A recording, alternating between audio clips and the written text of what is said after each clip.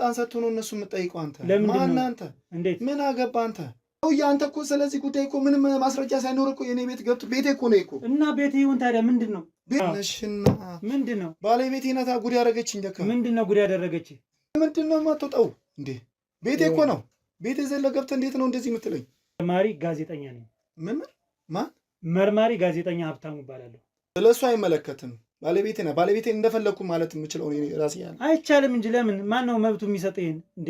ካሜራዬን ከነካ አይነን ነው ማጠፈው። እንዳትነካው ካሜራዬን። ሳስገባ ውስጥ እየተጠራጠረ ነው ያስገባሁት። አሁን ቤት ከገባ በኋላ ለምንድን ነው እንደዚህ አይነት ጭቅጭቅ ውስጥ የምንገባው? እናንተ ቆይ ስለኔ የምታጣራው ምን ተባብለን ነበር? ወንድሜ ምን ተባብለን ነበር? እባክህን አቁመው፣ ካሜራውን አቁመው እባክህን። አርፈህ ቁጭ በል ነግሬሃለሁ። ወደ ናፋልከኝ እያልኩ በዛ ሰዓት አንተ የት ነበርክ ማለት ምን ማለት ነው? አንተ ማን ነኝ ነው የምትለው? ማን ነኝ ነው የምትለው? ስነ ስርዓት ያዝ እንዴ! ምንም ማስረጃ አንተ የሰው ልጅ የምትጠይቀው ማን አንተ? ያለ ምንም ማስረጃ ማለት ምንድን ነው? ንገረኝ እስኪ። ምን ማስረጃ አለ? አንተ የት ነበርክ በሰዓቱ?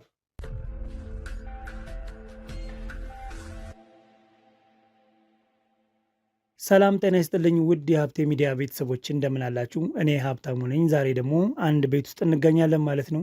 እዚህ ጋር የምታዩት እህታችን አንድ መናገር የምፈልገው ነገር አለ እንድትደርሱልኝ በማለት በተደጋጋሚ እንግዲህ በቴሌግራም ቻናላችን ስታስጨንቀን ማለት እችላለሁኝ የነበረችና እንግዲህ ዛሬ ደግሞ ቤቷ ውስጥ ተገኝተናል። ልትነግረን የፈለገችውን ነገር ደግሞ ልክ እንደተለመደው ከአንደበቷ የምንሰማው ይሆናል። እናንተ ደግሞ እንግዲህ ሁልጊዜም እንደምናገረው ቪዲዮዎች የኔ ስራዎች እንግዲህ በደንብ እየታየው አይደለም። ሲቀጥል ደግሞ ከ80% በላይ ሰብስክራይብ ያላደረጋችሁ ነው እኔን እየተመለከታችሁኝ አይዞ በርታ እያላችሁኝ ያላችሁና ሰብስክራይብ በማድረግ እንግዲህ የኔ ቤተሰብ ሁኑ ላለው ማለት ነው። እስከ ፕሮግራማችን ፍጻሜ ድረስ አብራችሁን ቆዩ። እሺ እህቴ ሰላም እንደምን አለሽ? ሰላም አብተሽ እንዴት ነህ? እግዚአብሔር ይመስገን። እሺ ምንድነው ልትነግሪኝ ነው የፈለግሽውና ከስምሽ በመጀመር ስምሽን አስተዋውቂን፣ ከዛ የተፈጠረውን ነገር እስኪ እያንዳንዱን ዲቴል አውሪኝ እስኪ። እሺ ስሜ እድላዊት እባላለሁኝ። እሺ እድላዊት፣ ያው አንተንም በጣም አስቸግሬያለሁኝ አውቃለሁ። በጣም ይቅርታ። በቴሌግራምም ያው ብዙ ነገር እያልኩ አስቸግሬያለሁኝ። ይቅርታ አድርግልኝ። ያው ልጄን ነው ያጣሁት ሀብትሽ፣ ልጄን አጣሁኝ። አጣው? በምን አይነት ምክንያት? እንዴት ነው ያጣሽው? እኔ ምንም ሊገባኝ አልቻለም። ማለት ምንም የምጠረጥረውም ነገር የለኝም። እንደዚህ በታምር ለሰከንድ የማላስባቸው ነገሮች ናቸው የተፈጠሩብኝ ቤቴ ውስጥ። ብቻ ከባድ ነው። እንዴት ብዬ ምንድን ነው? በምን አይነት ሁኔታ ነው? የስንት ዓመት ልጅ ነው? እንዴት ነው የጠፋው? 2 ዓመቱ ነው ልጄ። ያው ገና ትንሽዬ ልጅ ነው እና በጣም ነው የሚያሳዝነው። በምን አይነት ሁኔታ ነው የጠፋው? ማለት እስኪ በደንብ አድርገሽ ንገሪኝ። ባለቤት አለሻል? አዎ አለኝ። አብራችሁ ነው የምትኖሩት? አዎ አብረን ነው የምንኖረው። እሺ። ያው እሱ ድለላ ነው የሚሰራው እና ያው ጠዋት ወጥቶ ያው የድለላ ስራ ታውቃለህ፣ በአጋጣሚ ይመጣ ብሎ ነው የሚሄደው እና የዛን ቀን እንግዲህ ይሄ ነገር የተከሰተበት። ስንት ቀን ነው ይሄ ነገር የተከሰተ? ከተከሰተ እንግዲህ ልደቱን ካከበርኩለት 2 ሳምንቱ ነው። አሁን በቅርብ ጊዜ ነው። ይኸው እንደምታየው ዲኮሩን አላነሳሁትም እና የዛን ቀን እንግዲህ እንደዛ እንትን ያለው ነገር እኔ ጧት ላይ ከሰዓት ላይ የልደቱ ቀን ነው ወይስ? አይ በሚቀጥለው ቀን እንደ ማንኛውም ልጅ ያው ቀን ይተኛሉ። አስተኝቸው ወደ ዳቦ ነገር ልገዛ ሄድኩኝ እና ያው ከውጭ ቀርቅሬበት ነው የሄድኩት። ያው ሁሌም ማለት እንደዚህ ልጆች ያው ቀንም ስለሚተኙ አስተኝቼ ሄድኩኝ። ሰላም ነው፣ ምንም ነገር የለም። ያው ሄድኩኝ እና እዛ ሂጅ ያው በአጋጣሚ ሰው ታገኛለህ። እዛ ወሬ ምናምን ቆየሁኝ መንገድ ላይ እና ስመጣ ቤቱ ተከፍቶ ነው ያገኘሁት። ማለት ግራ ገባኝ። ምን ያክል ደቂቃ ነው የቆየሽ እዛ? አሁን ልትገዢ ነው የወጣሽ ዳቦ ይመስለኛል። ምን ያክል ጊዜ ቆየሽ? ቆይቻለኝ፣ ከግማሽ ሰዓት ያላነሰ ቆይቻለኝ። እና ያው እኔ እስከዛሬ ተፈጥሮብኝም ስለማያውቅ ያው ሰላም ነው ብዬ ነው የማስበው። እና ስመጣ ግን ያላሰብኩት ነገር ነው ደረሰብኝ። በጣም ያልገመትኩት ያልጠበቅኩት ነገር። ምንድነው? ቤት ውስጥ የጠፋ ቃለ በሰዓት ውስጥ ገቢ ከልጅሽ ውጭ ምንድነው ያለሽ? በቃ ስጋ በሩ ነው ተከፍቶ ሳይ ደነገጥኩኝ። ምክንያቱም እንግዲህ የ2 ዓመት ልጅ ከውስጥ የማይከፍት አይደለም ከውጭና ገባው። ስገባ ልጄን አላገኘሁት። አይዞሽ በቃ አይዞሽ። እንግዲህ እኛ የምንችለውን ነገር በሙሉ እናደርጋለን። ግን አንቺ ደግሞ ጠንከር ብለሽ ስላለው ነገር የተፈጠረውን ነገር በደንብ ካልነገርሽኝ የሚቀጥለው እርምጃ ይገታኛል። ማልቀስ ሳይሆን ጠንከር ነው ማለት ያለብሽ። እና ባለቤትሽ ምንድን ነው ያለው አሁን በዚህ ጉዳይ? ደወልኩለት እና ደውዬ ነገርኩት። ሲመጣ ግን አይዞሽ እኔ ያለውን ነገር ንገሪኝ። አይዞሽ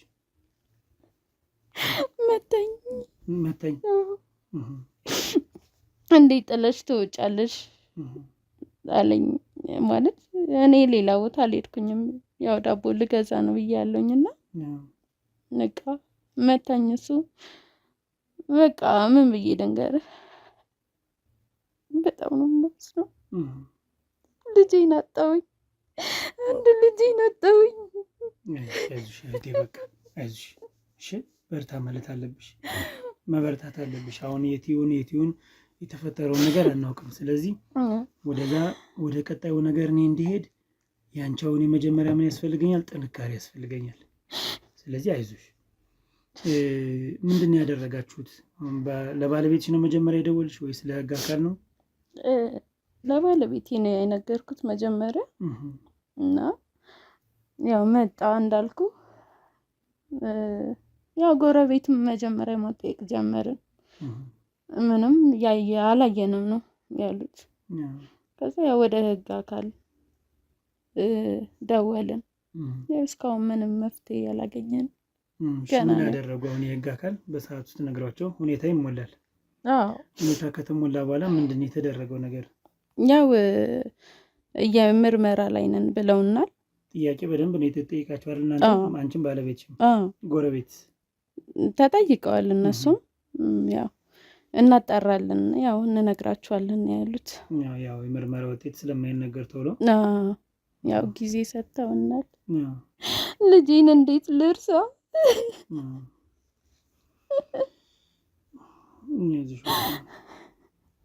ጠንከር ነው ማለት ያለብሽ አንቺ። አይዞሽ በቃ መበርታት አለብሽ። አይዞሽ። ለመሆኑ አሁን ባለቤት የት ነው ያለው? ባለቤቴ ያው አለ፣ አሁን ወጣ ብሎ ነው። ስራ ነው በስራ ስራ ምክንያት አሁን ወጣ ብሎ ነው። አሁን ይሄ ነገር ከተፈጠረ በኋላ እኔን ለማግኘት ወስነሻል። ለምንድን ነው አንቺ የጠራሽኝ? ባለቤትሽ መገኘት የለበትም ነበር ማለት ጉዳዩ ሁለታችሁን ስለሚመለከታችሁ ለምንድን ነው አንቺን ብቻ ያገኘሁሽ? ለምን ባለቤትሽን አላገኘሁትም እዚህ? ባለቤቴ በነገራችን ላይ አያውቅም እናንተ እንደጠራዋችሁ።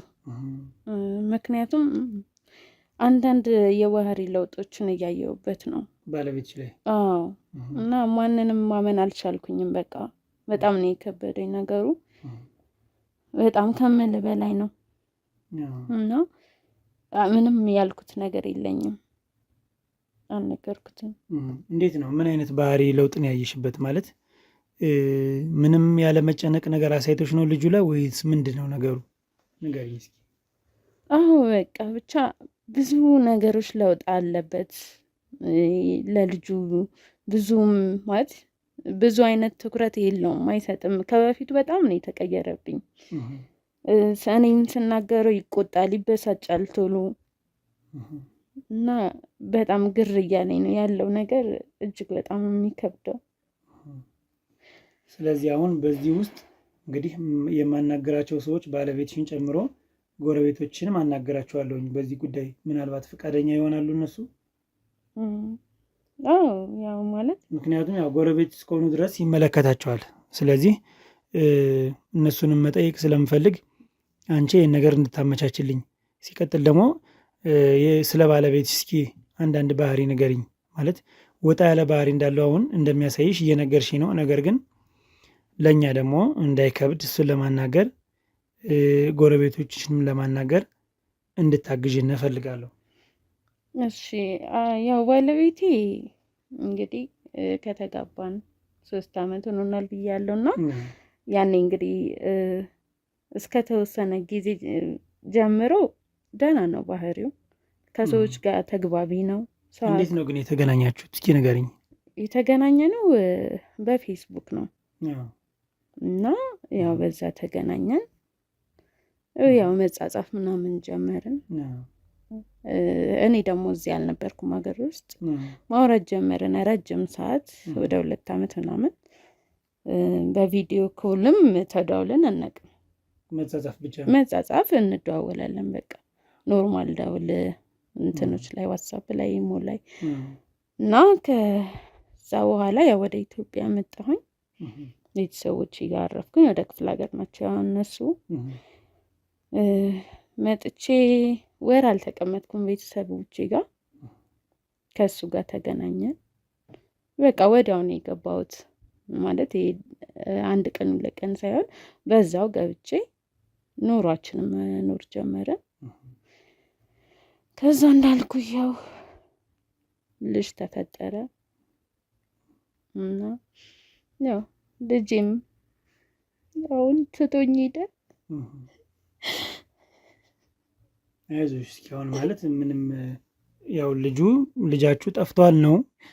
አዎ ግን ምን እንደተፈጠረ የምናውቀው ነገር ስለሌለ ማልቀስ ሳይሆን ያው በቻልሽው ነገር በምታመልኪው አምላክ ያው ጸሎት ማድረግ ነው መጀመሪያ ይሻላል ብዬ የማስበው። እና እሱንስ ባለቤትሽ እንዴት ነው ልናገኘው የምንችል? እንዴት ነው ፈቃደኛስ ሊሆን የሚችለው? ያው ይመጣል። አሁን ምሳ ሰዓት ላይ ስለሚመጣ እኔ ወይ ደውልላችሁና ትመጣላችሁ። ይመጣል ምሳ ሰዓት ላይ ይመጣል እሱ። ሌላስ ምንድነው ለየት ያለ ነገር ከሱ ያየሽው ነገር ከባለቤትሽ? እነዚህን ነገሮች አሁን ዲቴል የምጠይቅሽ ለምን እንደሆነ ታውቂያለሽ? ስለሱ ማወቅ አለብን። ምክንያቱም አሁን በቅርብ የሚገኝ ለአንቺ እሱ ነው። ቤተሰቦች በቅርብ የሉም። እሱ ነው ያለ ሰው። ስለ አንቺም የሚያውቅ እሱ ነው አይደለም እንዴ? አዎ። ስለዚህ ስለሱ ባህሪዎች ደጋግሜ የምጠይቅሽ እንዳንሳሳት ነው። ምክንያቱም አንቺ ያልጠረጠርሽው ነገር ቢኖር እኔን እዚህ ድረስ አትጠሪኝም። ብትጠሪኝም ደግሞ ከባለቤትሽ ጋር ነው የምትጠሪኝ። ሰው ማንንም አላምንም ተጠራጥር ያለው ልትይ የቻልሽበት ወይም ያልነገርሽው ነገር ሊኖር ይችላል። ስለዚህ ከዛ በመነሳት ወደ የት መሄድ እንዳለብኝ በደንብ አድርጌ ለማሰብ እንዲጠቅመኝ ነው። ስለዚህ ሌላ ወጣ ያለ ነገር አለው ያየሽበት? ህፃኑ ከጠፋ በኋላ ፊቱ ላይ ምን አየሽ? ከዛ በፊትስ የባህሪ ለውጦች አሉ ወይ? በስራውስ የማደግ ወይም የማነስ ነገር አለ ወይ? አሁን ላይ እንትን ይላል ማለት ከበፊቱ ይጠጣል። በፊት ያው ወንድ ልጅ ነው ያው ትንሽ መዝናናት ባለበት ይዝናናል። ግን አሁን ላይ ይጠጣል። ሰክሮ ማለት እስከ መስከር ደረጃ ነው መጥቶ። ከዛ አሁን ልጃችንን ካጣን በቃ ይሄ ልማታ አንቺ ነሽ ለዚህ ልጄን እንትን ያልሽው አንቺ ነሽ፣ በቃ ሁሌ እኔን ነው የሚበድለው፣ አንቺ ነሽ እንዲያደረግሽው፣ ሁሌ እኔ ላይ ነው። በቃ ምን ብዬ ልንገርህ? ልጄን ማጣት ሳያንሰኝ ተሰቃየውኝ እኔም እና በቃ ሁሌ እንትን ነው። በቃ ባህሪው ተቀየረ። ያኔ የማውቀው ባሌ አይደለም። ባህሪው በጣም ነው የተቀየረብኝ። እኔ ምን እንደምልህ አላውቅም። የልጄ ሀዘንን ገና ሳረሳ እሱ ደግሞ እዚህ አስቸገረኝ። በቃ ይሰክራል፣ ልማታ ይላል። በቃ እንዴት ብዬ ልንገርህ? ከባድ ነው በጣም። እሺ፣ በተጨማሪ በጠፋበት ሰዓት ልጃችሁ ቤት ባጣሽበት ሰዓት ጎረቤት ምን አይነት ጎረቤት የትኞቹን ያገኘሻቸው ጎረቤት? በቀጥታ መጀመሪያ ለባለቤትሽን የደወልሽ አይደል? ለሱ ደውለሽ እሱ እስኪደርስ ድረስ ማን ነው አብሮሽ የገባ ወደ ቤት ወይም ሰፈር ያፋለገሽ ማን ነው? አሉ እዚህ ጎረቤቶቼ ያው ዘመድ ናቸው ከባለቤቴ ጋር። የባለቤት ዘመድ ናቸው። እና በቃ አንደኛው እንኳን ስራ ናትና ጠየኳት እዚህ ያለችውን መጣች። ያው ከኔ ጋር በቃ ወደዚህ ወደዛ እያልን ፈለግን። በቃ ምንም ማድረግ አልቻልንም። እሷም አርፍዳ ነበረ፣ ያው የለችም ነበረ ወደ ውጭ ወጣ። ከዛ እንዴት ምናምን በቃ አለችኝ። እሷም ግራ ገባት። ምክንያቱም እንግዲህ 2 ዓመት ልጅ በጣም ትንሽ ልጅ ነው፣ ጠንክሮ እንኳን ቆሞ ማየት ልጅ ነው እና በጣም የሚከብደው። እንግዲህ አሁን ከነገርሽኝ ነገር እንግዲህ አንድ ግማሽ ሰዓት ወር 30 ደቂቃ ነው ያልሽኝ ከወጣሽ። ግን እንዴት ነው ያንን ነገር ለምን አስለምደሽዋል ማለት ነው እየዘጋሽ መውጣት? ምክንያቱም ትንሽ ልጅ ጥሎ መውጣት በጣም ከባድ ነገር ነው እና እርግጠኛ ነሽ 30 ደቂቃ ብቻ ነው የቆየሽ ወይስ ከዛ በላይ ነው? ወይንስ ደግሞ ከሰዓታቶች በላይ? ይህን እርግጠኛ ሆነሽ የተፈጠረውን ነገር ለእኔ ግልጽ ሆነሽ እንድታወሪኝ እፈልጋለሁ። ያው ብዙ ጊዜ ስለ ሱቅ ምናምን ስሄድ አሁን በሚተኛም ሰዓት ሳይተኛም ዘግቼበት እሄዳለሁ። ባለቤቴ ከሌለ ያው ልጅ አይደለ ይወርቃልም ወጥቶ ምናምን ብዬ ስለማስብ ዘግቼበት እሄዳለሁኝ። ግን አሁን በዚህ አጋጣሚ እሱን ያጣሁበት እንጃ 1 ሰዓት 45 ደቂቃ ምናምን ቢሆን ነው ብቻ። ያን ያክል እንትን አላልኩም። ያው በአጋጣሚ ሰው ሳገኝ እነሱ ጋር ቆሜ ሳወራ ነው። ያው ተፈጥሮብኝም ስለማያውቅ ከተኛ አስተኝቸው ነው የሚሄደው። ካልተኛም ቁጭ ብሎ ይጠብቀኛል፣ ይጫወታል። ያው ቤት ውስጥ ባለው ነገሮች እና ይሄ ሲፈጠር ለመጀመሪያ ጊዜ ነው። እስኪ አሁን ደግሞ ማለት የባለቤትሽ ዘመዶች ነው ያሉ አይደል ጎረቤት ላይ? ለምን ለነሱ አታስጠብቂውም ስትወጪ? አሁን እኔ ላለፈ ነገር እንትን እያልኩሽ አይደለም፣ ነገር ግን እንደዛ ማድረግ አትችይም ወይ? ማለት ብዙ እንደዚህ እንትን ማለት አልፈልግም። በቃ እኔ እፈራለሁኝ፣ ማስቸገርም ይመስለኛል ሳስበው። ያው እና እቤት ምንም ስለማይሆንብኝ እኔ ቁጭ አድርጌው ነው እንደዚህ እንደ ልጅ አያስቸግርም፣ አያለቅስም። ትቼውም ስሄድ ምንም ስለማይል መጫወቻ ሰጥቼው ምናምን ነው የሚሄደው እንጂ ምንም እንትን የሚለኝ ነገር አልነበረም። ስለዚህ ይህን ነገር ያው አስለምደሽዋል ነው ወጥቶ እንደዚህ ዕቃ ገዝቶ መመለሱ። ምንም እስከ ዛሬ እንግዲህ እሄዳለሁኝ። ያው ብዙ ሰዓት አልቆይም፣ ግን ሱቅ ነገር እንደዚህ ዳቦ ምናምን ገዝቼ እመለሳለሁ። አገኘዋለሁ ልጄ አሁን አጣሁት ልጄ። እንግዲህ አሁን የምንችለውን ነገር በሙሉ እናደርጋለን። ጎረቤትንም እንግዲህ እንደዚሁ ብዙ ጥያቄዎችን የምንጠይቃቸው ይሆናል። ምክንያቱም በሰዓቱ ያው የባለቤት ዘመድ ነው፣ አብራ የነበረች አይደል? አብራሽ የነበረች እሷ ናት። ስለዚህ እሷንም አሁን ለጥያቄ እፈልጋታለሁ። አንዳንድ ጥያቄዎችን ጠይቃትና የምረዳው የምገነዘበው ነገር ካለ ያንን ነገር በዛው እንድናውቅ ለእኛ ይጠቅመናል። እሺ። ስለዚህ አንቺ ጠንከር ብለሽ ብርታት ነው ከአንቺ መፈልግ። እሺ። ጥሩም መጥፎም ያጋጥመናል። በቃ እኛ የሰው ልጆች ነን። የሰው ልጆች ስንፈጠር እንዲሁም አንዳንዴ ለዚህ አይነት ነገር ነው እንደ የተፈጠር ነው ሁሉ እስክንል ድረስ ብዙ ችግሮችም ደስታዎችም ይመጣሉ አይደል? አዎ፣ አብሮ የሚሄድና የሚመጣ ነገር ነው። ነገር ግን ያው መልካሙን ነገር እመኝልሻለሁ። እንግዲህ ባለቤትሽ በሚመጣበት ሰዓት እሱን ሰዓት አሳውቂኝ፣ ደውይልኝ አሁን ባገኘሽኝ ስልክ። ስለዚህ ቀጣይ ወደ ጎረቤቶች ተወስጂኝና ጥያቄዎችን ልጠይቃት። እሺ? ጥያቄዎችን ልጠይቃትና የምንረዳው የምንገነዘበው የምናውቀው ነገር ካለ ከዛ እንድንወስድ ለእኛ በጣም ስለሚጠቅመን። የረሳሽው ነገር ካለ ግን አሳውቂኝ። ማለት ሞር ደግሞ ከዚህ ነገር ባለቤትሽን ደብቀሽ አንቺ ስትነግሪኝ there is something የሆነ ነገር ይኖራል። ስለዚህ የሆነ ነገር የሚኖር ከሆነ በጣም የጠረጠርሽበት ነገር ካለ ብትነግሪኝ ደስ ይለኛል። ካለ የለም ካልሽ ደግሞ እንግዲህ እኛ የምንወስደው እርምጃ ይኖራል። ያንን እርምጃ ወስደን የምንከታተል ይሆናል ማለት ነው። አዎ በቃ እንደነገርኩ ያው የባህሪ ለውጦችን ከዛ ልጄ ከሞቱ በፊት የባህሪ ለውጦችን አይችበታለሁ እያለው በቃ ይሄ ደስ የማይል ውስጥ የማይቀበለው ነገር አለ አይደል? ያንን ነገር አየሁኝ። ምን እየሆነ ነው? ከዛ ስጠይቀውም እንደነገርኩ ልማታ ወይ በቃ ይሰድበኛል፣ ምን አገባሽ አለ፣ ብዙ ነገሮች አለ እና በቃ ምንም ውስጤ ሊዋጥልኝ አልቻለም። እና ከዛ ፍርሃትም አለብኝ። በቃ ልጄ ያው እሱም አባቱ ነው እንግዲህ የአብራኩ ክፋይ ነው። ግን በቃ እኔ ፈራውኝ ልጄን አንድ ነገር አድርጎት ይሆን ግራ ገባኝ። በቃ ምን ልሆን በዛች ደቂቃ ምንም ብዙ ጭንቀት አይታይም ባለቤት ላይ። በቃ ሲገባ እንደነገርኩ ጠጥቶ ነው የሚገባው። አርጎት አያውቅም። ይበሳጫል። ዝም ብሎ ከመሬት ተነስቶ ምን ሆንክ ብዬ ስመጣ ምን አገባሽ ሂጂ ከዚህ ምናምን ነው የሚለኝ እና የሆነ ግራ ገባኝ። በቃ ከባድ ነው።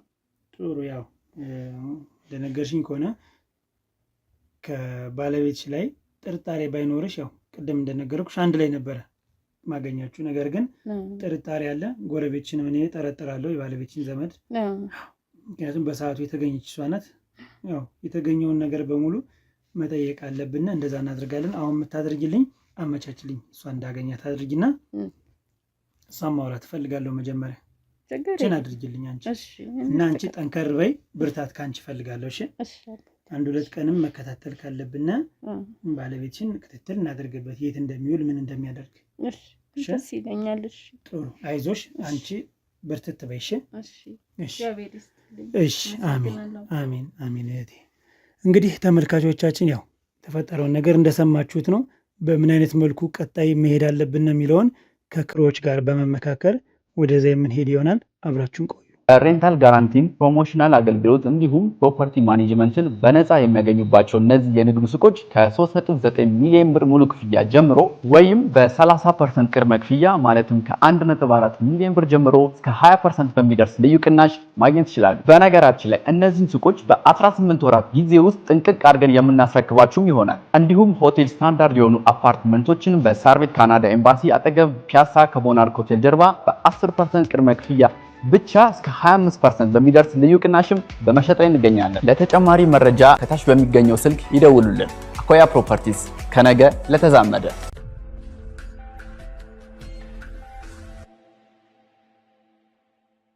እንግዲህ ተመልካቾቻችን ይህን 2 ቀን ከፍተኛ የሆነ ክትትል አድርገናል ማለት ነው።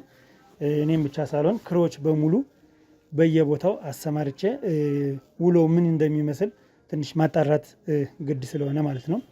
እንግዲህ ኢንተርቪውን በወሰድኩበት ቀን የባለቤቴ ዘመድ ያለችውን እሷን አናግረናታል። ምንም ያገኘነው ፍንጭ የለም። ለካሜራ መቀረጽም ፍላጎት ብዙም ስላልነበራት በድምፅ ይዘን ለማስረጃ ስለሚጠቅመን ብዙ መስቀለኛ ጥያቄዎችን ጠየቅነ፣ ግን ምንም አይነት ፍንጭ አላገኘንም። ስለዚህ ያን ያክል አስፈላጊ ስላልሆነ ከኛ ጋር አስቀርተነዋል ማለት ነው። ቀጣዩ ነገር ምንድነው? ይህን 2 ቀን ውሎ ምን ይመስላል ነው። ውሎ ምን ይመስላል እንግዲህ የደላላ እንደመሆኑ የመኪና ደላላ እንደመሆኑ ጭራሽ በሱ ጓደኞች ያጣራነው ነገር ምንድነው? ሊቭሬ እንዳለው ነው።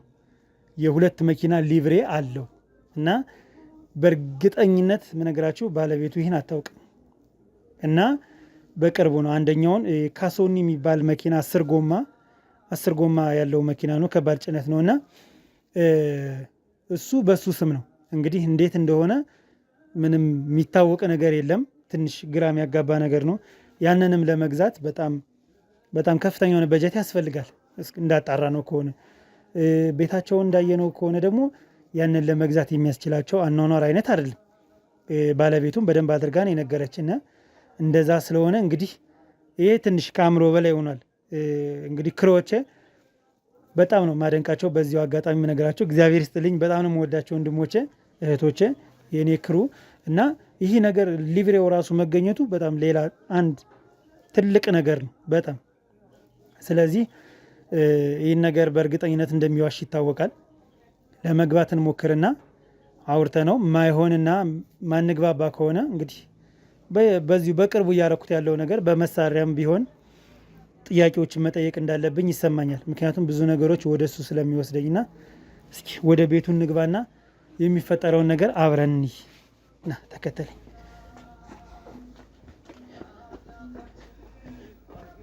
እያየህ እንዳትወድቅ።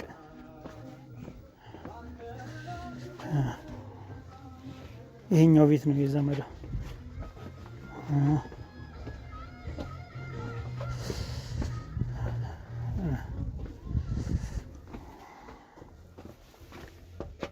ቤቶች እዚህ ቤት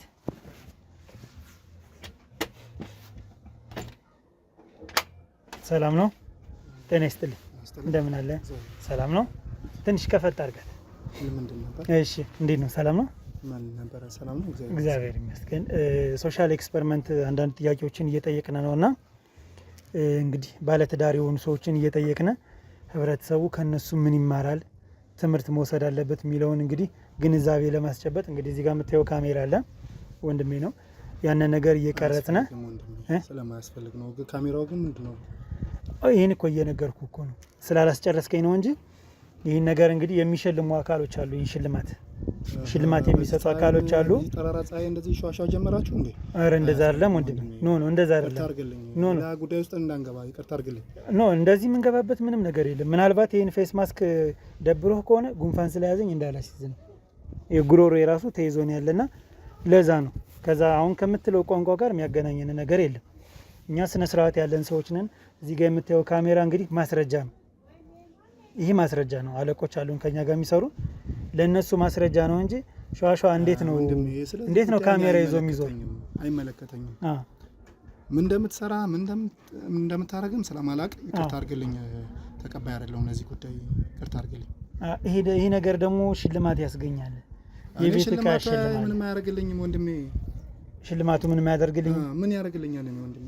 ሽልማቱ እኮ ላስረዳ። ቆይ ልንገርህ። ሽልማቱ ማያስፈልግህ ከሆነ ለሚረዱ የኔ አይነት ቢጤዎች ለነሱ መስጠት ትችላለህ። ይሄ እኮ አንድ መልካምነት እኮ ነው። ይህን ማድረግ ትችላለህ። ምን ችግር አለው? ይሄ አሁን ቀላል ነገር እኮ ነው አይደል? ለነሱ መሸለም ትችላለህ። የእናንተ ደግሞ ግንኙነት ከባለቤት ጋር ያለው ነገር ለህብረተሰቡ ያስተምራል አያስተምርም የሚለውን እኮ እነሱ ይኸውልህ፣ አሁን አንተ እድለኛ ነህ። ከዚህ ከመጣ ነው ቤቶች በሙሉ አንተ እድለኛ ነህ። አንተ ይህን ነገር መውሰድ ካልፈለክ ዘመድም ሊኖር ይችላል አይደል? ስለዚህ ቤቶች እንዳያዩ ሌላ ነገር ነው የሚመስላቸው። ሌላ ነገር አይደለም። አይ ከነሱም እኮ መግባት እንችላለን፣ ግን ለነሱ መስጠትም ትችላለህ። ምን ችግር አለ? ይሄ እኮ ቅንነት እኮ ነው። ግን ታዲያ ካሜራው አስፈላጊ ነው? ይህም አስፈላጊ ነው። እኛ ደግሞ አለቆች አሉ። ሽልማቱን በአግባቡ አልሰጣችሁም፣ ለራሳችሁ ተጠቅማችሁ ነው እንባላለን። አንተም እንደዚሁ መልካም አስተሳሰብ እንዲኖር እኛም እንደዛው ነው። እንደዛ ማድረግ ግድ ይለናል አይደለም እንዴ? ካልክ እንግዲህ እስቲ እሺ፣ እንደዛ ነው። አይ ምንም እንድትጨናነቅ አልፈልግም ወንድሜ። እሺ ይቅርታ ግን እንትን ካልኩ ችግር የለውም። እሺ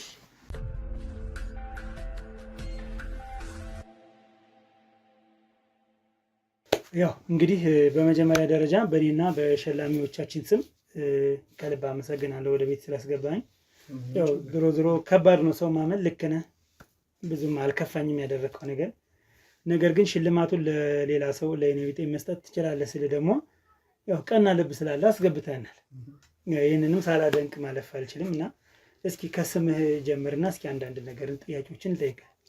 እሺ፣ ስሜ ዮናስ ይባላል። እሺ ዮናስ፣ አሁን ባልከው ጉዳይ ያው እኔ የማይጎዳ ነገር ከሆነ በመልካምነት እቀበለዋለሁ።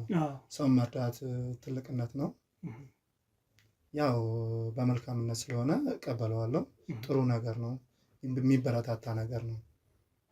ያው ግን አመጣጥ ትንሽ ስላልደነገጠኝ ነው።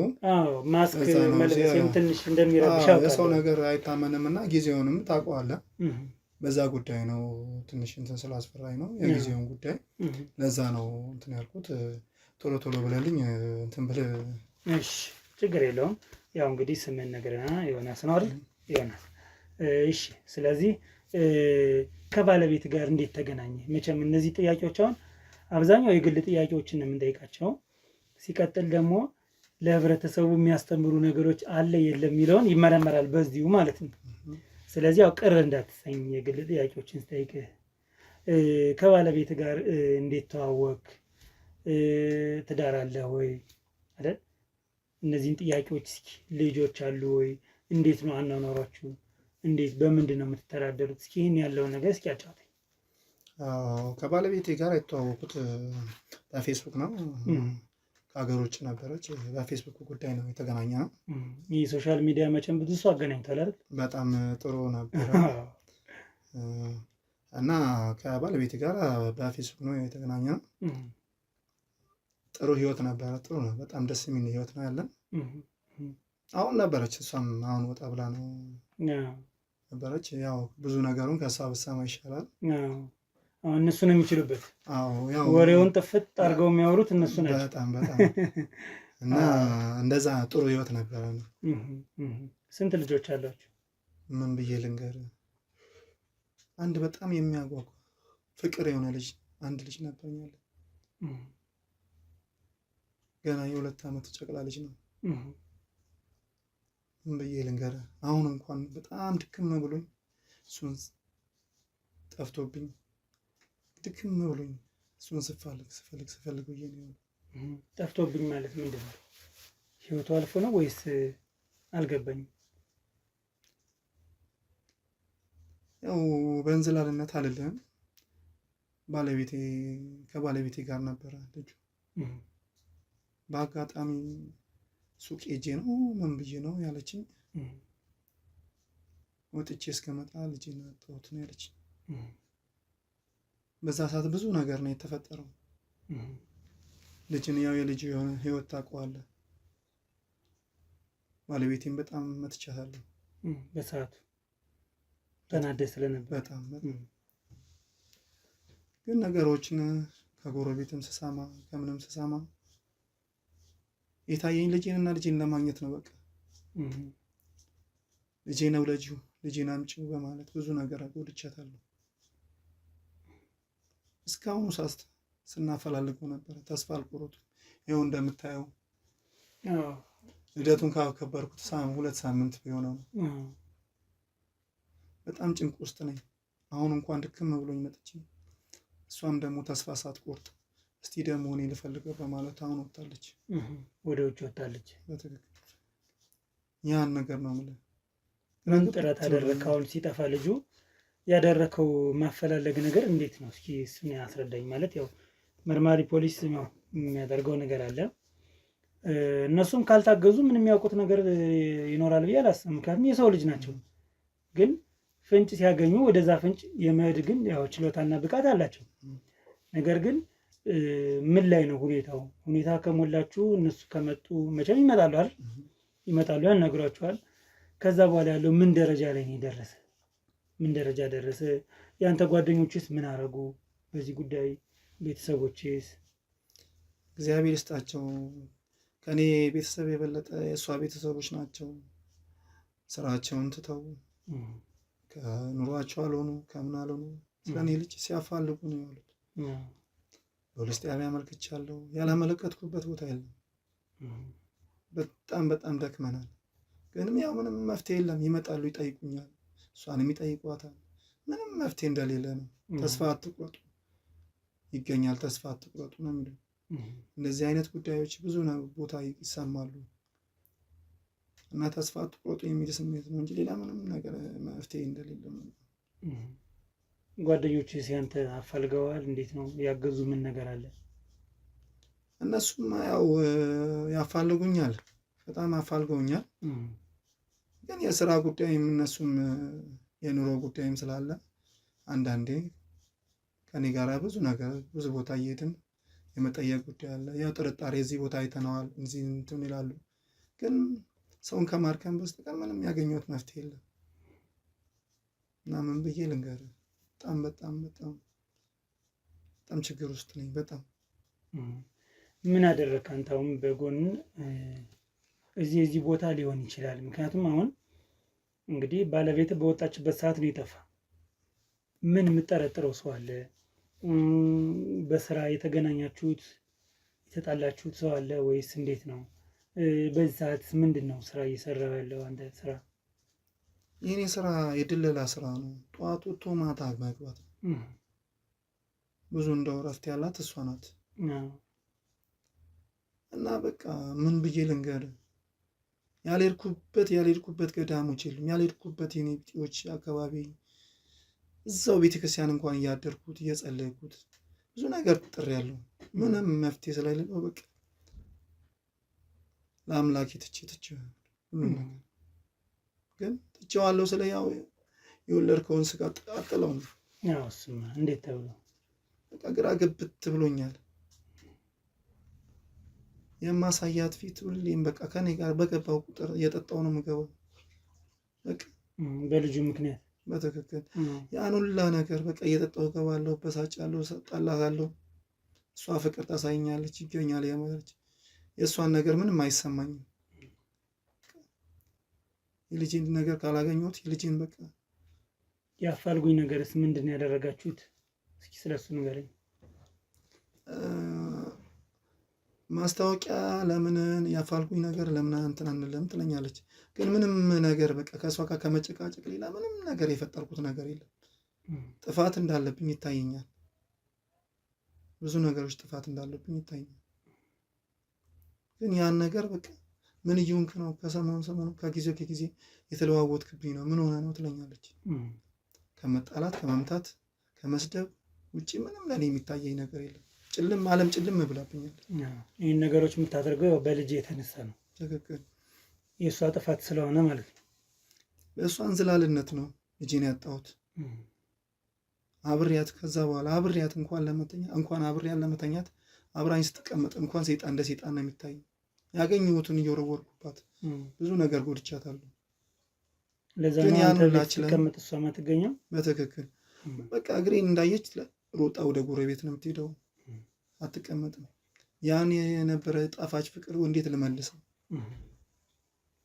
እና እኛውን በምን አይነት መልኩ እንርዳ? ማለት ያው ሶሻል ሚዲያው ላይ ስላለና ይህን ነገር እንግዲህ በቪዲዮ የታገዘ በካሜራ እያደረግን ነው። ስለዚህ ይህን ነገር በዚሁ ልጁ ማን ነው ስሙ?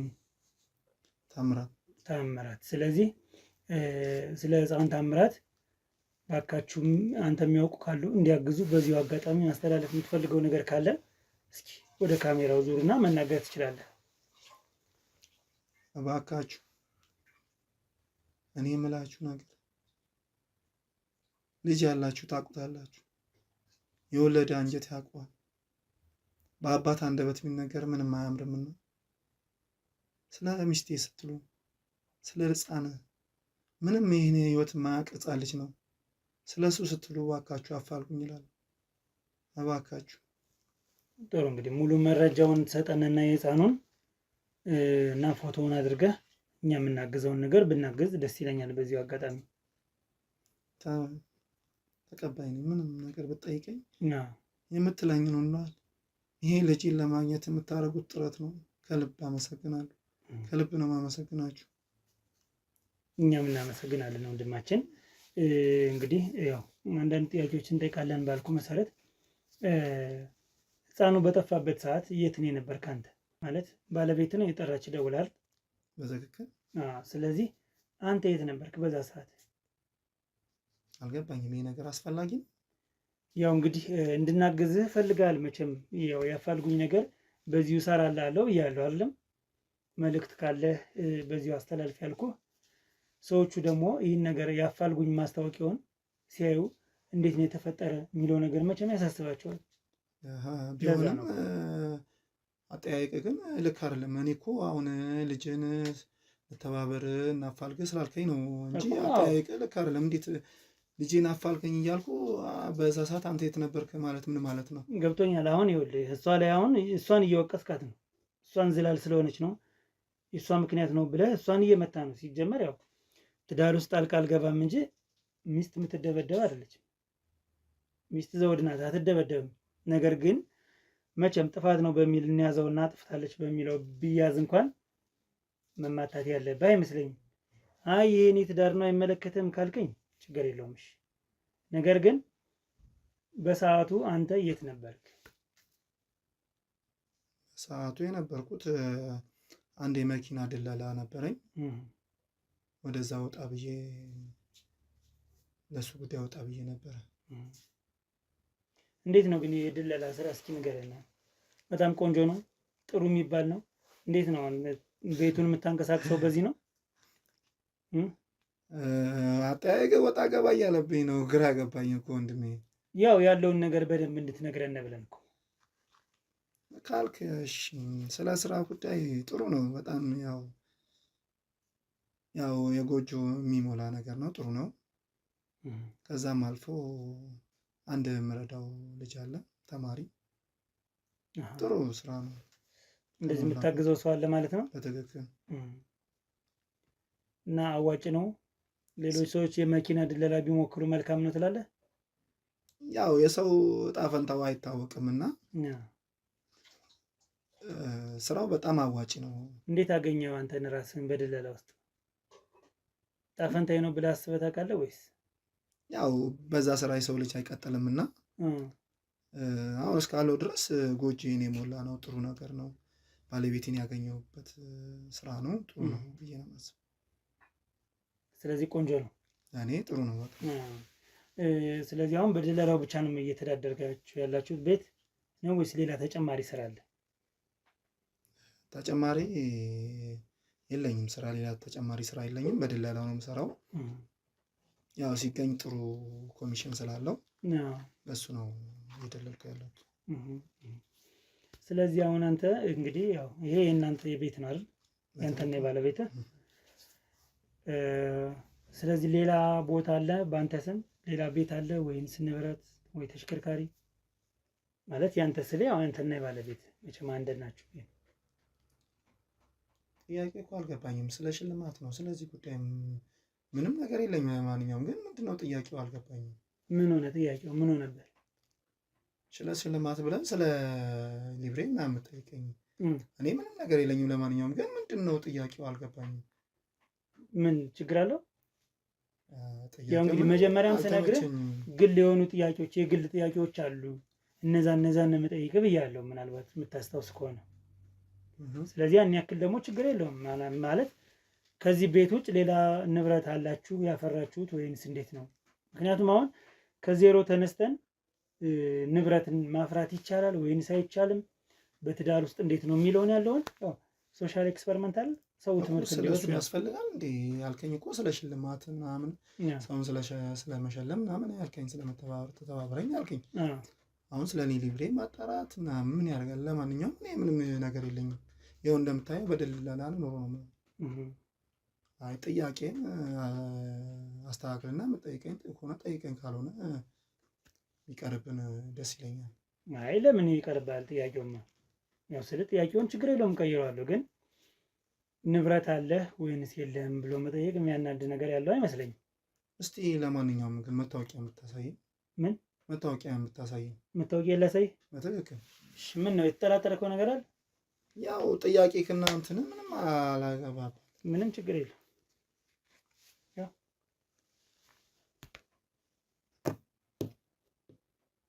ኦኬ። ያው የጊዜውን ጉዳይ ያወቀው ምንም ችግር የለም። ግን ጥያቄን አግባብ የሆነ ጥያቄ ብጠይቀኝ ጥሩ ነው። ምን አይነት ጥያቄ ልጠይቀኝ? ማለት ምንም እኮ ችግር የለውም።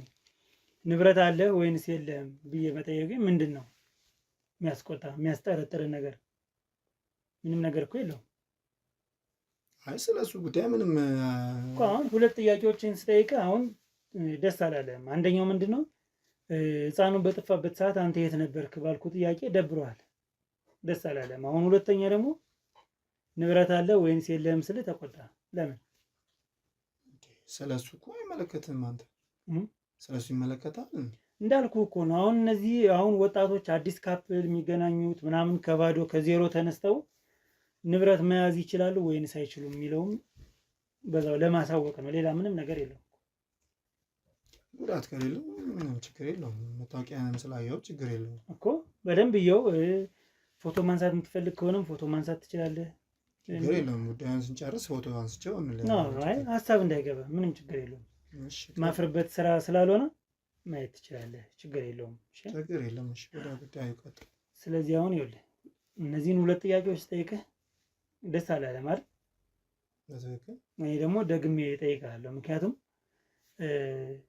ይህን ነገር ማስታወቂያ ነው አይደል? ለሰዎች ላሳይልህ ነው። ያፋልጉኝ ማስታወቂያ እስከሆነ ድረስ ሰው ደግሞ ምን ሆኖ ነው በምንድን ነው የተፈጠረው የነገር የሚለው ጥያቄ ይፈጠርባቸዋል። ስለዚህ ያንን ነገር ለማሳወቅ በሰዓቱ አንተ የት ነበርክ? እንዴ ወንድሜ ደጋገምክብኝ እኮ ይሄን ጥያቄ። ምን ችግር አለው በደግሞ? እንዴ ምን አስፈላጊ ነገር አለው? አንተ የመጣው ስለ ሽልማት ነው ሌላ ነገር ይዘን የመጣው ወንድሜ? ሌላ ነገር ማለት ምንድን ነው? እስኪ ንገረኝ። ከበርም ሳስገባ ውስጥ እየተጠራጠረ ነው ያስገባሁት። አሁን ቤት ከገባ በኋላ ለምንድን ነው እንደዚህ አይነት ጭቅጭቅ ውስጥ የምንገባው? ምን አጠራጠረ? ምንድን ያጠራጠረ? ጠይቀኝ፣ ጥያቄ ጠይቀኝ። ስለ ሽልማት ነው ያልከኝ፣ ስለዛ ብቻ ጠይቀኝ። ምንድን ያጠራጠረ ነገር? የማይመለከት ጉዳይ ውስጥ እየገባ ነው። ለምንድን ነው የማይመለከተኝ? የልጁ መጥፋት አይመለከተኝ? እሱን ጉዳይ የሚከታተለው የራሱ የሆነ ሰው አለ። እስኪ ስጠኝ የመርማሪ ፖሊሱን ስልክ ማለት እስኪ ያለውን ነገር እስኪ ከሱ ደግሞ ብሰማ ደስ ይለኛል። ምንድን ነው አልገባኝም ወንድሜ። ማወቅ ያለብኝን ነገር ጥያቄ ጠየቅኩ። ማነህ አንተ? እኔ አልገባኝም። ማነህ ማለት ምንድን ነው? ራሱ ህግ የያዘው ነገር አለ። የኔ ልጅ ነው የጠፋው አይደል? ስለ ልጄ ስለተባበርክኝ አመሰግናለሁ። ያለውን ጉዳይ አወራሁ። ስታወራኝ ደግሞ በደንብ በግልጽ አወራኝ ያለውን ነገር። በሰዓቱ የት ነበርክ? እየደጋገምክብኝ እኮ ነው። የት ነበርክ? ልጄ እኮ ነው። የነበርክበትን ለምን አትነግረኝም? ሌላውን ተውና እዚህ ቦታ ነበርኩ አለቀ። ድለላ ላይ ነበርኩ፣ ስራ ላይ ነበርኩ አልኩ። ስራ ላይ ከነበርክ ሲደወልልህ ቶሎ በር የመጣ የት አካባቢ ነው ስራ ቦታ የነበረ? በዛ ሰዓት ስደልል የነበረ የት አካባቢ ነው? ቅርብ ቦታ እንደነበርክ ቶሎ ነው የመጣ አይደል? መልስልኝ። አይዞህ ወንድሜ፣ ይህን ጥያቄ ምንም ልል አልችልም። ለምንድን ነው ምንም አትለኝ? ከስራ እንደደወለችልኝ መጣሁ አልኩት። የኔ ስራ ሩቅ ይሁን አንተ የሚመለከት ነገር እኮ የለም። ይሄ ስለዚህ ጉዳይ ከሚስቴ ጋር አውጥቼ ጨርሼበታለሁ። ስለዚህ ጉዳይ ለምንድን ነው የሚጨርስበት? ህፃኑ ጠፍቷል እኮ አይደል? ልጃችሁ ጠፍቷል። ለምንድን ነው ጨርሼበታለሁ የምትለኝ? ምንም የተጨረሰ ነገር የለም። ገና የሚጀመር ነገር ነው ያለ። በዚሁ አጋጣሚ የምነግርህ እየጠየቅኩ ያለው ጥያቄ ላይመችህ ይችላል። ነገር ግን እኔ ለሽልማት አልመጣሁም። እኔ ሲጀመር መርማሪ ጋዜጠኛ ነኝ። ማን? መርማሪ ጋዜጠኛ ሀብታሙ እባላለሁ። እንድታውቀኝ ከፈለክ ይኸው ነው። መርማሪ ጋዜጠኛ ነኝ። የተፈጠረውን ነገር እያንዳንዱን ነገር አውቃለሁ። ያንተ ዘመዶች እዚህ ጎረቤት ያሉትን እያንዳንዳቸውን ጥያቄ ጠይቂያቸዋለሁ። ማን ስልጣን ሰጥቶ ነው እነሱ የምጠይቀው? አንተ ማን? አንተ እንዴት? ምን አገባ አንተ? እንዴ የጠፋውን የኔ ልጅ ነው እና ታዲያ አንተ ምን አገባ? ለምንድን ነው የማያሳስብህ ልጅ መጥፋቱ? እንዴ ያለ ምንም ማስረጃ አንተ የሰው ልጅ የምጠይቀው ማን? አንተ ያለ ምንም ማስረጃ ማለት ምንድን ነው? ንገረኝ እስኪ። ምን ማስረጃ አለ? አንተ የት ነበርክ በሰዓቱ? የትም ልሁን አንተ እኮ ዝም ብለህ የሰው ልጅን ባለቤቴን ጎረቤትን መጠየቅ እኮ አችልም። እችላለሁ። ባለቤት ስልጣኑን ሰጣኛለች። እንዴነሽና ምንድን ነው ባለቤቴ ናታ ጉድ ያደረገችኝ። ደካ ምንድን ነው ጉድ ያደረገች? ደስ ሊልህ ይገባል እንጂ እያጣራሁልህ አይደለ? ስለ ልጅ መጥፋት እያጣራሁልህ እኮ ነው። ለምንድን ነው የምትናደድ? ጉድ ሰራችኝ ማለት ምንድን ነው? ጉድ ሰራችኝ ማለት ምንድን ነው? ምንድን ነው ሰውዬ? አንተ እኮ ስለዚህ ጉዳይ እኮ ምንም ማስረጃ ሳይኖር እኮ የኔ ቤት ገብቶ ቤቴ እኮ ነው እኮ። እና ቤቴ ይሁን ታዲያ ምንድን ነው? ቤቴ ቢሆንስ እንዴ ዘለ ገብተህ ከሆነ ዝም ብለህ የምትጠይቀኝ? ምንም እኮ ያደረኩት ነገር የለም። መጥፎ ነገር እኮ አላደረኩም። ስለ ሽልማት ነው ጠይቃለሁ ያልከኝ። ዘለ ገብተህ እንደዚህ ሳጅናኝ ምናምን ብለህ እንዴት ነው ጉድ የምታደርገኝ? እሱን ነገር እኔ አልተጠቀምኩም። እኔ መርማሪ ጋዜጠኛ ነኝ ያልኩት። እኔ ጋዜጠኛ ነኝ። ጥቆማ ይሰጠኛል። በጥቆማው መሰረት ወደዛ ሄዳለሁኝ፣ አጣራለሁ። ከሷ ናት እንደዚህ ጉድ ያደረገችኝ። ውሻ ምን አበሳጨ? ባለቤት አለች። ለምንድን ነው ውሻ የምትላት? አታከብራት? ስለ እሱ አይመለከትም። ባለቤቴ ነው። ባለቤቴን እንደፈለግኩ ማለት የምችለው እኔ ራሴ ያለ አይቻልም እንጂ ለምን? ማን ነው መብቱ የሚሰጥ ይሄን? እንዴ ባለቤትን ውሻ ብለህ እየተሳደብክ መደብደብ፣ ይሄ ራሱ እኮ በህግ ያስቀጣል። ህግ ታውቃለህ ለመሆኑ? ተረጋጋ እንጂ። ምንም አይነት መጥፎ ነገር እኮ አላልኩም። ምንም አይነት ነገር ከእሷ ጋር የምናወራው ነገር እንጨርሳለን። ከእሷ ጋር አወራለሁ። አንተ አሁን የመጣበትን ጉዳይ ጨርስልኝና በሰላም ውጣልኝ። በሰላም ዛሬ የምወጣ አይመስለኝም፣ ግልጹን ስነግርህ። ለምንድን ነው የማትወጣው? እንዴ ቤቴ እኮ ነው። ቤቴ ዘለ ገብተህ እንዴት ነው እንደዚህ የምትለኝ? ትክክል ነው፣ ቤት ነው። በመጀመሪያ ደረጃ ካልተረጋጋ ማውራት አንችልም። ገብቶሃል? ስለምን ጉዳይ ላውራ? የመጣበትን ጉዳይ ጨረስን መሰለኝ። በሰዓቱ አንተ የት ነበርክ? ምንድን ነው የሚያበሳጭ? ይህን ጥያቄ ስጠይቅ የሚያበሳጭ ምንድን ነው? ንገረኝ እስኪ። ለመቶኛ ጊዜ ጠየቅኝ እኮ። እሺ ሌላው ተጨማሪ ደግሞ በስም ሊብሬ አለ፣ የመኪና ሊብሬ። ያ ከየት መጣ? ባለቤት ለምንድን ነው የማታውቀኝ? ይሄን ነገር ልንገርህ፣ እኔ ምንም አይነት ከድለላ ነገር ምንም አይነት ነገር የራሴ ያፈራሁት ነገር ምንም አይነት ነገር የለኝም። ድለላና ነው የምሰራው። ምን ማለት ነው? ሰውዬ አንተ ስለ እኔ የምታውቀው ነገር አለ? አዎ ማውቀው ነገር አለ። ዝም ብዬ የምንቀሳቀሰዋለሁ። መርማሪ ጋዜጠኛ ነኝ ስልህ ጋዜጠኛ ስለሆንኩ ገብቶሃል? ጋዜጠኛ ደግሞ አንድ ማስረጃ ሳይዝ የትም ቦታ ምንም ነገር አይሰራም። ገብቶሃል? አሳያለሁ። አሁን ታየውና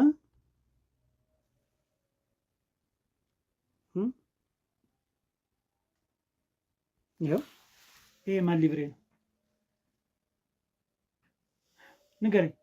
አንድ አይደለም፣ ጠብቀኝ፣ ታገሰኝ።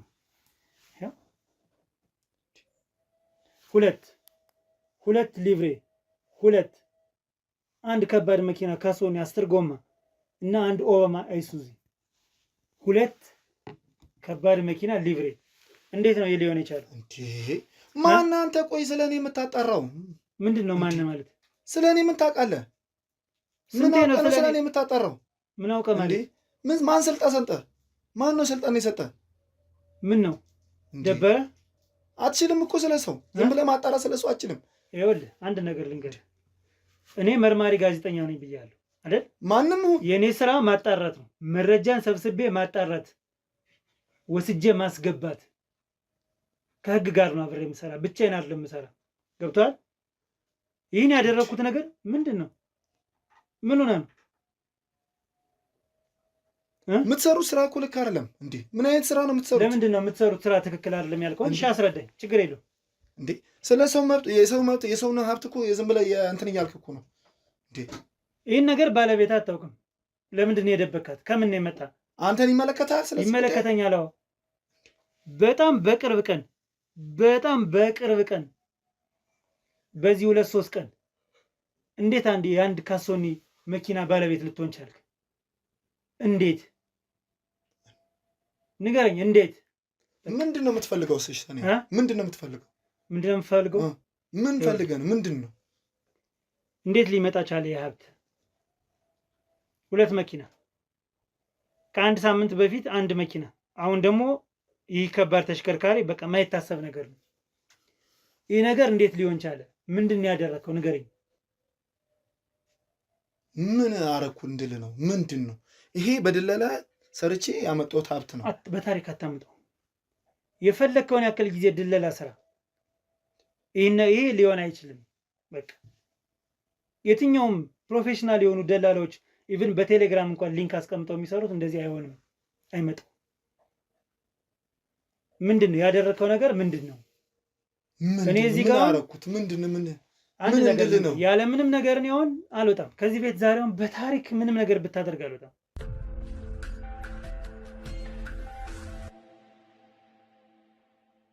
ይኸውልህ ከህግ አካል ጋር ነው እኛ የምንሰራው። ገብቶሃል? አሁን እንኳን ወጣ ብትሄድ በር ላይ የህግ አካል አለ። ከነሱ ጋር ከህግ አካል ጋር ኮላፕስ አድርገን ነው አብረን የምንሰራው። ቆይ አንተ ማን ነኝ ነው የምትለው? ተረጋጋ እንጂ። ማን ነኝ ነው የምትለው? ስነ ስርዓት ያዝ እንዴ! ስነ ስርዓት። ምን አናደደ? እንዴት አያናደኝም? ምንድን ነው ያናደደ? በል በቃ ይሄን ካሜራ አጥፋልኝ ወንድሜ። ካሜራውን እንዳትነካው ወንድሜ፣ ካሜራውን እንዳትነካው። በህግ አምላክ። ስማ አንድ ነገር ልንገርህ፣ ካሜራዬን ከነካ አይንን ነው የማጠፋው። እንዳትነካው ካሜራዬን። ገብቶሃል? ተረጋግተህ ማን ነኝ ነው የምትለው አንተ? ይኸውልህ ተረጋግተህ የምታወራ ከሆነ አውራ። ረጋ በል። ተረጋጋ። ካሜራዬን አጥፋ። ስማ አዳምጠኝ። አጥፋው፣ እንደው እሱን ካሜራ አጥፋው።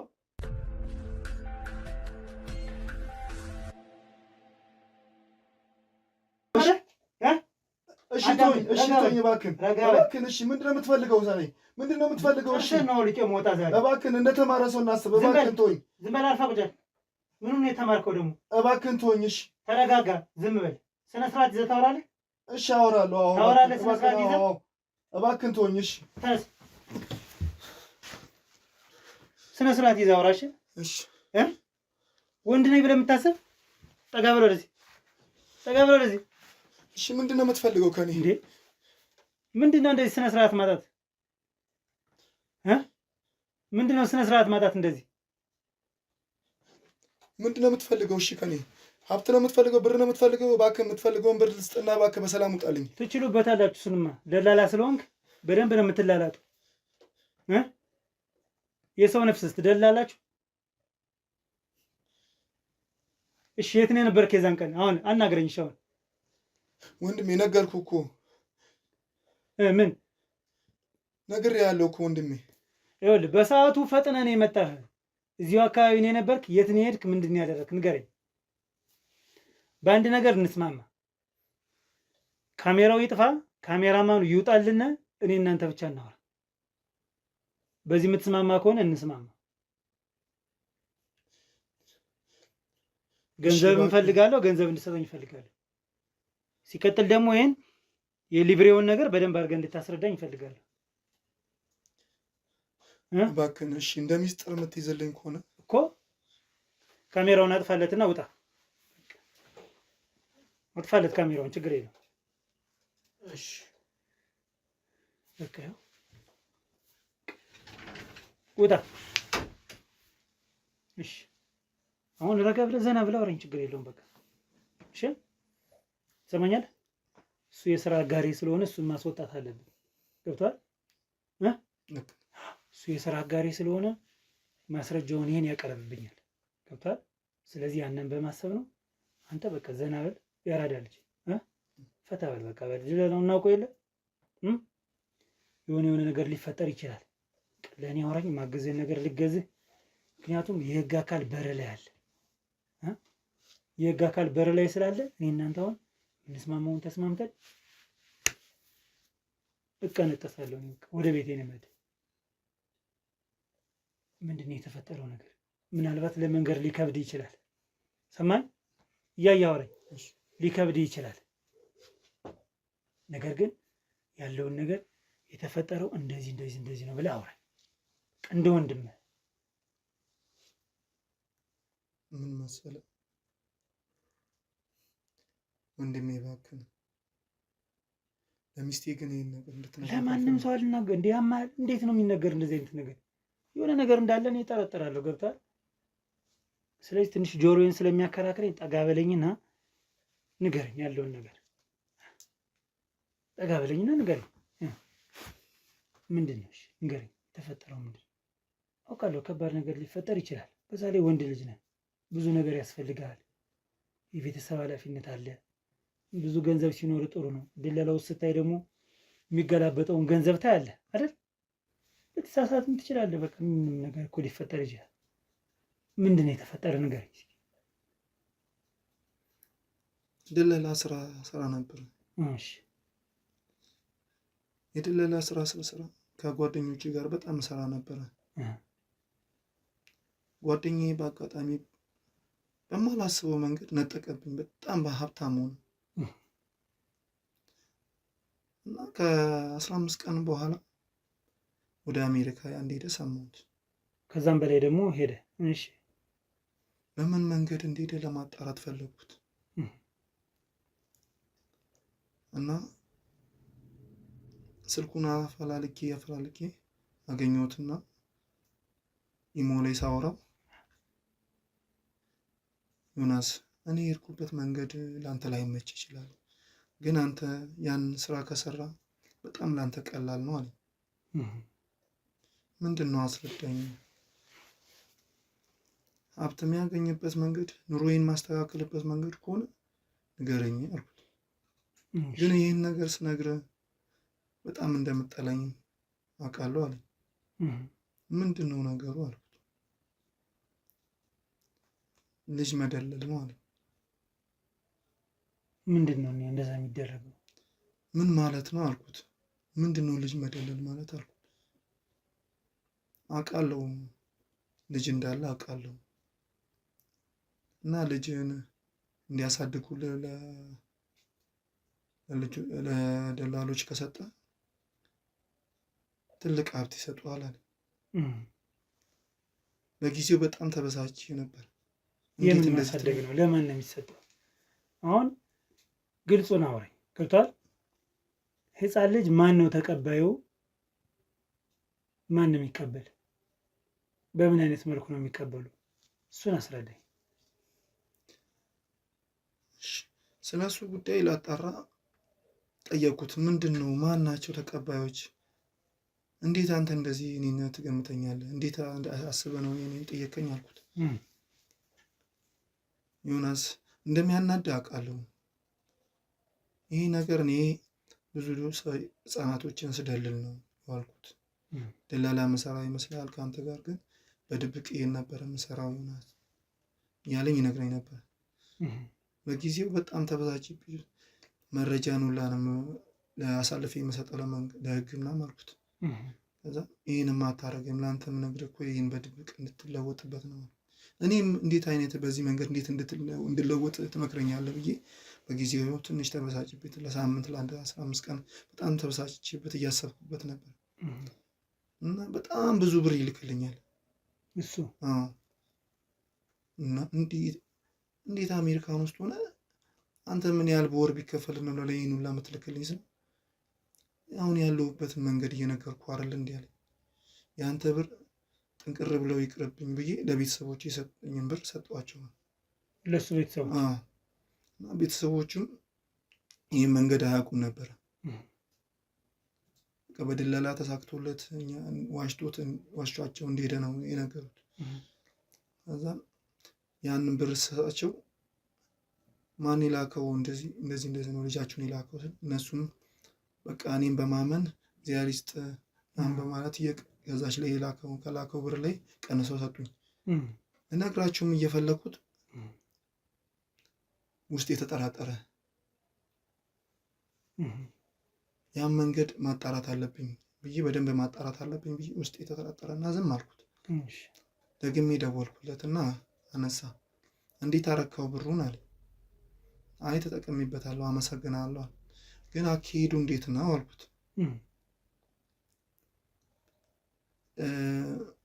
የራስህን ልጅ ነው የሚፈልጉት አለ። አጠገቤ ጋር ቢሆን ባርደው ራሱ ደስ ይለኛል። እንዴት ልጅን እንደዚህ አሳልፍ ይሰጣሉ እያልኩት በጣም ተበሳጨው። በጣም ተበሳጨሁት። ማረገው ሁላ የሚይዘው ሁላ እስኪጨብጠኝ እንዴት እንደዚህ ይለኛል ብዬ ከዛን ከጊዜው በኋላ አሰብኩት። የኑሮዬን ጉዳይ የስራዬን ጉዳይ ነው ማሰብኩት። ምንም በቃ ከእጅ ወደ አፍ ነው ኑሮ ሳስበው።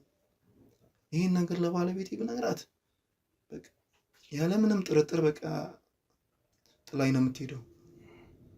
ይህን ነገር ለማንም ሳላማክር ብቻዬን መወሰን አለብኝ ብዬ ወደ ውሳኔ ገባ። ከዛም በጣም የማምነው አንድ ጓደኛዬ ነበር።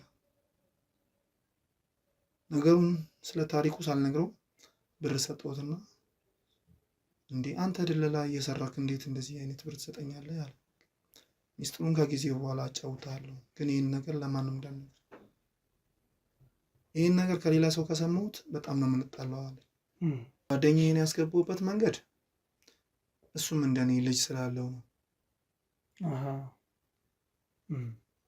እና ያ ማለት ውጭ ሀገር የሄደው ልጅ ለአንተ ብር እየሰጠ ይህን ወደዚህ ውስጥ እንዳስገባ ሁሉ አንተም ጓደኛህን ለማስገባት ነው።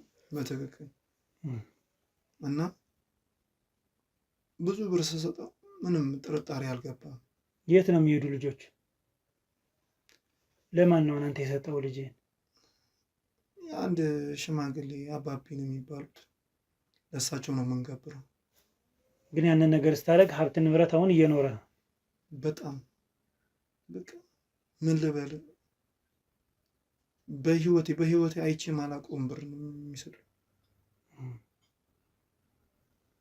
ስለዚህ አሁን እነዚህ ንብረቶች ራሱ በከባድ ዋጋ ነው የተገዙ ሁለቱም።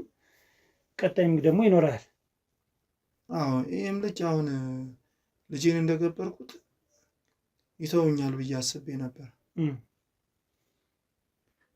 ቀጥሎ ወደ እኔ መጣ። እንዴት? በቃ እኔም ሌላ ሰው ካልገበርኩት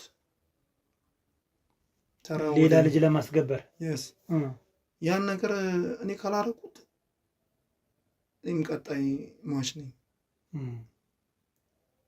ያ ነገር የሚቀጥል ነገር ነው። ምንም ነገር አማራጭ ስለሌለኝ ጓደኛዬን አስገባሁት። ጓደኛዬን አስገቡትና በብር ነው የምደለልኩት። እሱ አሁን ደግሞ እሱ እንዲሰጥ ልታደርገው ነው ወይስ ሰጥቷል? ያን ነገር ሙሉ ለሙሉ አልነገርኩትም። ስለ ልጁን እንደሚሰጥ አልነገርኩትም። እምቢ ካለኝ እንኳን ብሩን እንዲመለስልኝ ስለማድረግ በምንም መንገድ እምቢ ይለኛል ብዬ አላስብም። በጣም ብዙ ብር ነው የሰጠሁት እና ይሰጠኛል የሚል ግምት አለኝ። ይሄን ነው የምልህ። ይህን ነገር አሁን እንግዲህ ከአንተ በፊት አንድ ሰው ነው ያደረገ የገበረ። አሁን አንተ ሁለተኛ ነህ። ቀጣይ ደግሞ አሁን ጓደኛህን ነው የምታስገባው። እውነትም ጠላት ከሩቅ አይመጣም ከቅርብ ነው አይደል? ስለዚህ አሁን ምን ያክል ገንዘብ ነው የምትሰጠን? እኔም ብቻዬን አልበላም። ካሜራማኔም የሆነ ነገር እንደሚፈጠር ማወቁ አይቀርም። ብር ችግር የለብህም አይደል? ለምን አለ መሰለህ የብር ችግር የለብኝም፣ ግን ይሄ ነገር እንዳይሰፋ ፈልጋለሁ።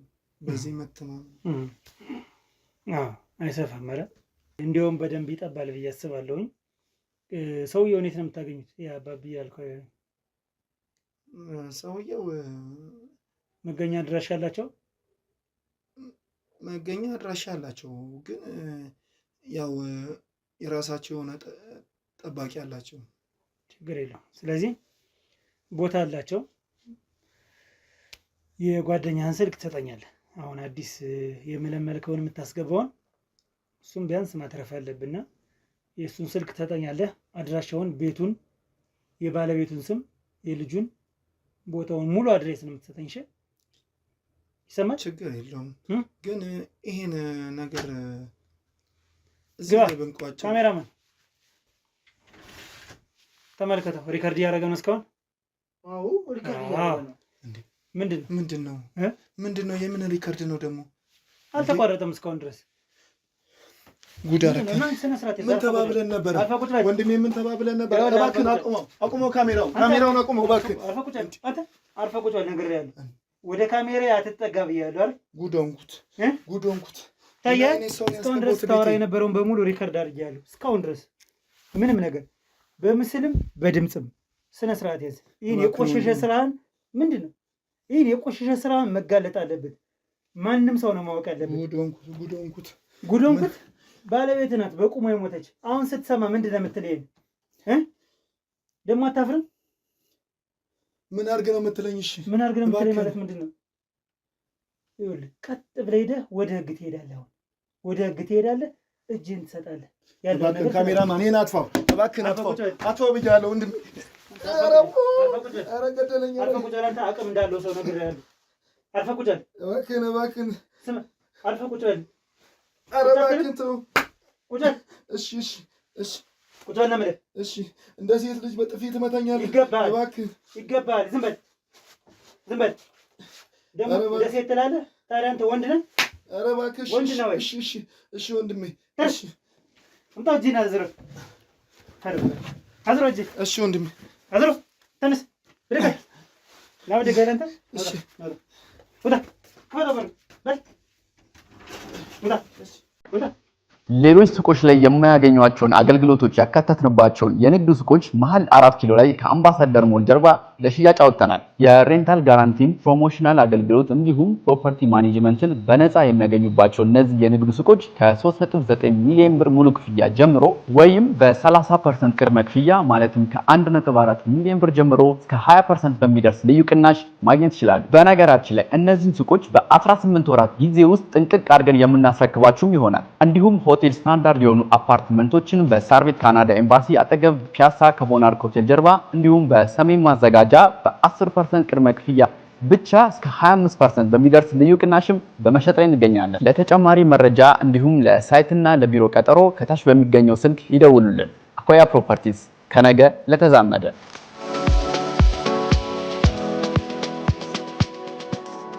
ተመልካቾቻችን በጣም የሚያሳዝን ነገር ነው ዛሬ። እኔ እንደዚህ የሰው ልጅ በዚህን ያክል ድረስ መውረድ አለበት ብዬ አላስብም። ነውር የሚባል ነገር አለ። እባካችሁ ሰው ለገንዘብ እንደዚህ መሆን የለበትም። በእነዚህ ሰዎች ፍቅር ካለ ፍቅር በጣም በቂ ነገር ነው። ፍቅር ሲኖር እኮ ነው እግዚአብሔር ልጅ የሚሰጥ። ስለዚህ ይሄ ነገር በቃ ትክክል አይደለም፣ ከአእምሮ በላይ ነው። እኔ እችን ልጅ እንግዲህ የመንገር አቅሙ የለኝም። እኔ እድላዊትን እንደዚህ ነው ብዬ የተፈጠረውን ነገር መንገር አልችልም።